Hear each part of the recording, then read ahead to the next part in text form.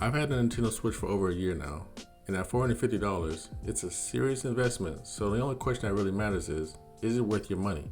I pushed this 4K power to the breaking point. I put in hundreds of hours on lots of games just to find the answer. By the end of this video, you'll know exactly who should buy this console and if you should wait. And my final verdict probably isn't what you're expecting. Okay, so let's cut right to the chase. After a full year, is the Nintendo Switch 2 a must-buy? The answer is a definitive maybe. Now I know that's not the spicy take that you came for, but the truth is the Nintendo Switch 2 is a phenomenal console, but whether it's worth your hard-earned cash is one of the most personal buying decisions in gaming right now. If you're new to the world of Nintendo, or you're still rocking the launch day Switch from 2017, it's an absolute game changer, and the easiest recommendation I can make. Let's start with how it feels. The Switch 2 doesn't reinvent the wheel, and I'm glad it doesn't because it's a smart, polished successor.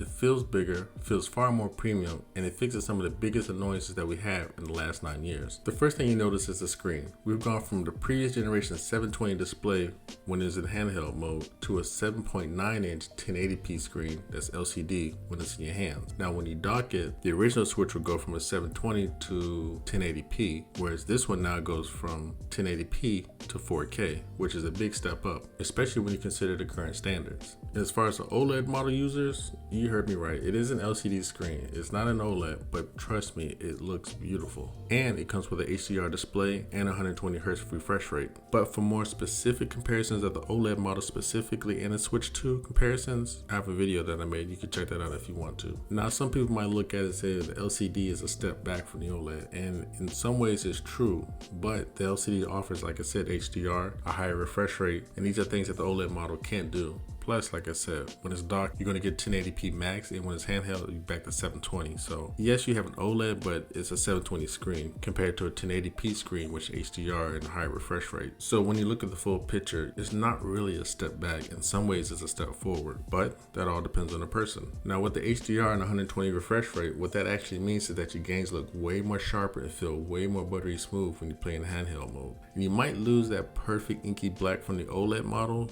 but the boost in brightness and the crisp 1080p screen resolution when, like I said, handheld mode, for everyone, the trade-off I think most people will be happy with. And when you dock it, like I said, that 1080p jumps up to 4K, so you're getting way more resolution.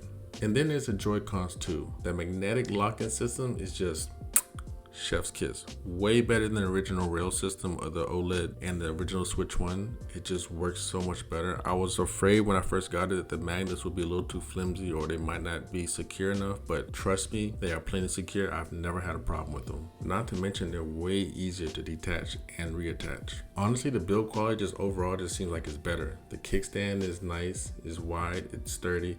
Is a massive improvement of the original flimsy stick, but the OLED one had a nice kickstand. I will admit that. They kept that same design in mind. With this one, it made a wider kickstand as opposed to that little flimsy stick. And one of the best quality life upgrades that they made is they finally put some real storage in this thing. Like it's going from a laughable 32 gigs and 64 gigs, I think if you have OLED, to a usable 256 gigs. That is a huge deal. Now given, more modern games use more storage, so that could be a part of the reason. But regardless, out the box you get a quarter of a terabyte. You don't have to buy any micro SD cards on day one just to hold a couple of games. But when you do need more space, you have it there and it's ready to go. But I will say the micro SD express cards, they are more expensive, so that is a new cost to keep in mind also. Now performance, this is where the Switch 2 really earns its 2 in its name. The new custom NVIDIA chip jumps up to 12 gigabytes of RAM and is a night and day difference. And a big promise is made that when they go from 1080p handheld, when you dock it to your TV, it goes all the way up to 4K, and I can tell you a year later, they nailed it. It looks absolutely gorgeous. When you dock this thing to a 4K TV, the differences really stand out. Thanks to NVIDIA's DLSS upscaling, games with the Switch 2 edition patch can see a resolution almost quadruple and their frames can sometimes double. Titles that used to be blurry, choppy mess can now hit a locked 60 frames per second, and it feels like going from a PS4 to a PS5. But in the Switch world. And speaking of PS4, did you know the Switch 2 is equally as powerful as the PS4 Pro? That's pretty impressive. This boost in power is one of the console's biggest selling points, but it's also where it makes some of the compromises. To hit those 4K targets, the console has to lean heavily on the DLSS upscaling. It's an amazing upscaling technology, but it isn't quite magic. The picture is clean and it's sharp, but it doesn't have that raw native 4K crispness that you would see with competitors. But still, seeing a Nintendo console push out a stable, beautiful 4K image is really something special. not to mention they're getting access to more third-party games now. But honestly, the best feature might just be the backwards compatibility. Pretty much the entire original Switch library runs on the Switch 2, and it runs better. I've recently been playing Zelda Tears of the Kingdom, and it's been running beautifully. I've had no problems. You can go check that video out if you want to. Now the games. A console is just a plastic box without the games, and the Switch 2's first year has been just okay. I mean, we got Mario Kart World, Donkey Kong Bonanza, Metroid, and all this stuff, but the real heavy hitters like a 3D Mario or the new Zelda, however that's gonna look, those games are gonna come. They're just not here yet because games just take longer to produce these days. So don't panic. Nintendo is gonna deliver us these games. And in the meantime, Nintendo has been pretty aggressive about giving us Switch 2 editions of their greatest hits, so that can kind of hold us over until then. And even though those games aren't out right now, I'll explain the end why you still might want to get one now as opposed to waiting for them to come out. Like I said earlier, the Switch 2 is getting a lot more third-party support like Cyberpunk 2077, Resident Evil Requiem, the new 007 First Light. These games are all coming to the Switch 2, and that is a big difference from the original Switch. The original Switch didn't have the power to run these games, but the Switch 2 does. So that brings us back to the main question. Who is this console actually for? And after a year with it, the answer is pretty clear. If you don't own a Switch of any kind, then it's the easiest decision you'll ever make. Just buy the Switch 2. It's way more powerful, the screen is bigger, it's sharper, it has way more storage, and it plays a gigantic library of new and old games, with most of the old ones running better than ever. It's the ultimate version of Nintendo's hybrid dream, the definitive edition. Now, for current Switch owners, this is a monster upgrade with an absolute no-brainer for most. You feel the difference in every single thing that you do, especially if you come from a 2017 launch model. Going from an old 720p screen to a 7.9-inch 1080p screen is a generational leap in handheld gaming. Throw in a huge performance boost, the 4K TV output,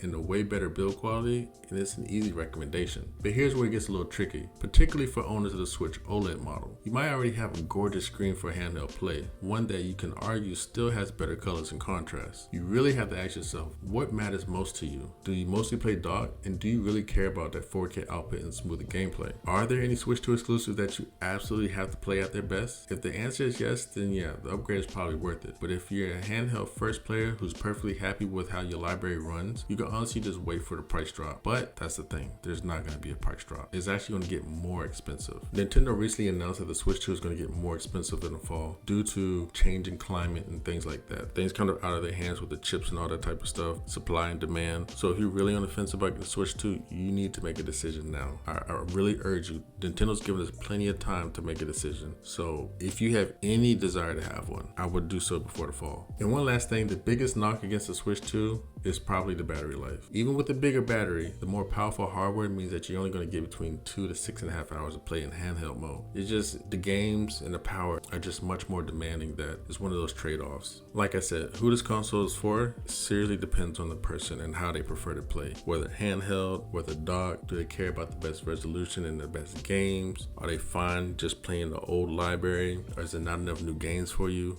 These are questions that you have to answer for yourself. I can't answer that. I can only give you what I think about it. I can give you the specs and the facts and things like that, but who it's for, who should spend their money on it, depends entirely on you. So if you enjoyed this video, please drop me a like, leave me a comment. Do you have one? Do you plan on getting one? Are you gonna wait?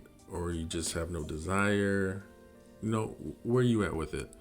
And if you found this helpful at all, share it with a friend. And if you want more content like this, consider subscribing. And I'll catch you in the next one.